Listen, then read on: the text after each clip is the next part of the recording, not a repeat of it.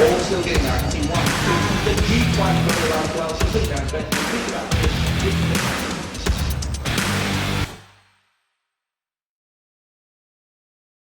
Hi everyone, John McLeod from Macbet. Just going to go over what we did on the weekend as far as personally for Macbet, and some nice runs there. We're trying to pick out a few black bookers from the meeting.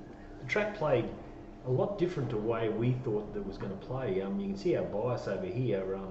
We thought maybe the 2-3 lane would be the spot, but it was pretty much the 1-2 lane was a no-go zone. If anything, you wanted to become 3, 4, 5, even 6 off the fence sort of thing, and it was a fairly even type of track as far as if there was average speed in the race, you could still get home. They could run on a little bit, but as I said, you need to get away from that inside part. First race we didn't play here. If I would have known that the track was going to play fence no good, ELO was the right horse. He went good the other day behind a couple of nice horses and hit the line good. Now he did the same thing again. They went out a little bit fast and they didn't get home that quick. The race overall is not going to be that good a form race, I would think, but as it turned out, the way the track played, ELO was the perfect horse. They did back it.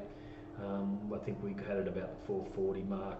The one we were potting in the morning, Bangers and Mayo, was around the $4. It blew out to 11. We had it around the $9, so that was about where it's at. Second race, what did we do here? This race, I thought there was some solid speed on up front, and I just thought Hale was short enough. That's what we were thinking. Motor Miss, I thought it was short enough. Katie's daughter was around the mark, so I was quite happy to play a few little roughies in the Great Bambuno. We threw something on it. We had it a little bit unders. Social, I thought it would get an okay run. I was concerned about the fence with it though, and it stayed on the fence. And the other one, Lady Appleton, I thought it might have got back there and started to run on and come away from the fence, but she was forced back inside, so she did a pretty good job. Even though the sectionals here, you can see they went out fast and they didn't get home real quick, so it did suit the run-on horses. So we were a little bit wrong there. We had, say I had $6 and it was $3, so we paid the penalty for that. We didn't do too much, but because we didn't invest too much, we did about 500.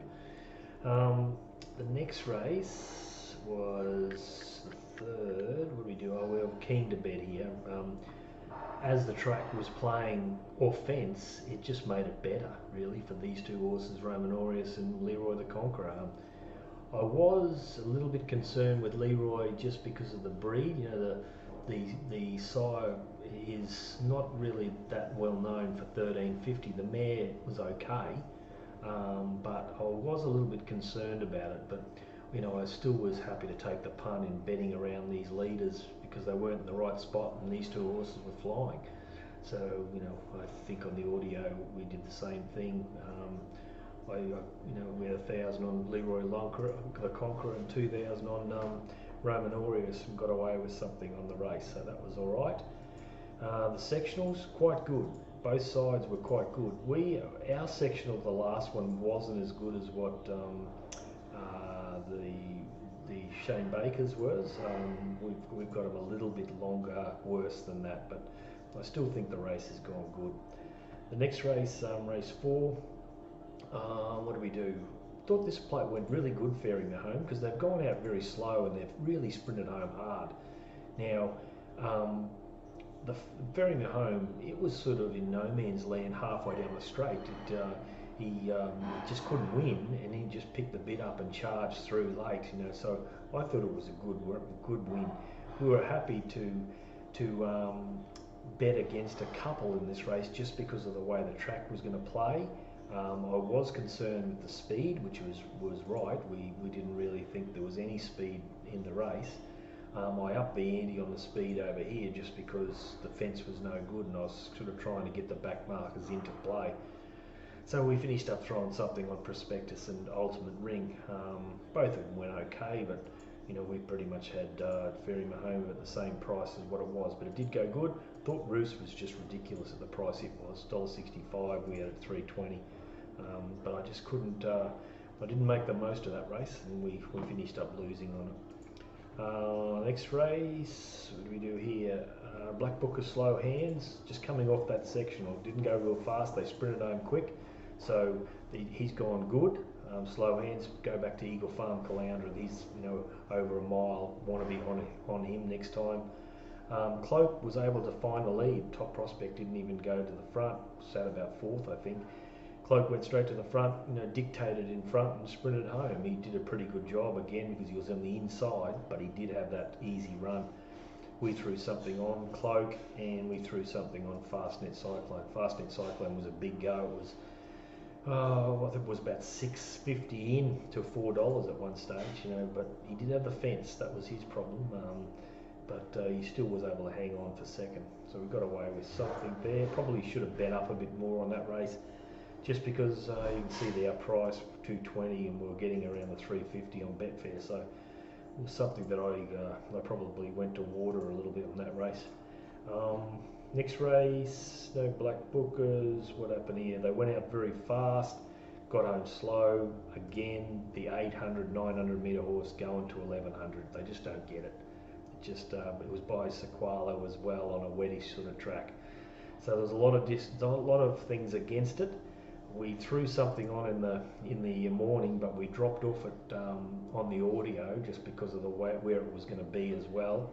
But I did back it to beat what was it, Royal Hail in the head-to-head. I thought Royal Hail was short enough when it got in fairly short, and Man in Motion got right out in the market. So I was just happy to throw 400 on it. So we were lucky to win something in that race. I thought La Palmiere was disappointing in that race. It just got into the perfect spot, 4-2 wide, come around them in the good spot, and just didn't finish. You know, just loomed and battled. Now it is Golan's horse, so it's going to improve. But geez, he had his chance to win that day, or on Saturday. Race 7, nice run again. He runs away. You know, when I first watching the race, I thought, what's Duplessis doing? You know, he's a slot car driver. He goes forward, goes back, you know, just doesn't know. He just doesn't let the horse be where it really wants to be. He's sort of pushing and shoving and then grabbing, and did the same thing here. He grabbed out of the gates, went back, and then he had nowhere to go and got clear, ran on, and only got beaten about 3/4 of a length. So it was a good run. The sectionals did suit him, but he, you know, once he draws a gate, he'll be able to posse up probably midfield, and you know, he'll be winning one of these races next time for sure and certain, I would say. We went each way so we finished up just winning on the race on that one. Race 8, we didn't, what did we do? I backed head to head Nick and Over against the winner, Just Orm. I just thought Nick and Over would be too strong for Just Orm. Just Orm went, you know, through the ruck, and Nick and Over went around, and that was the problem with it. They didn't get to the line real strong, but Nick and Over went good. So we've done a monkey there. And the last race, this was, you know, not really run fast, and with the scratching of Matty Rocks, Jardin Rouge was just going to get into the perfect spot. You can just see the map there.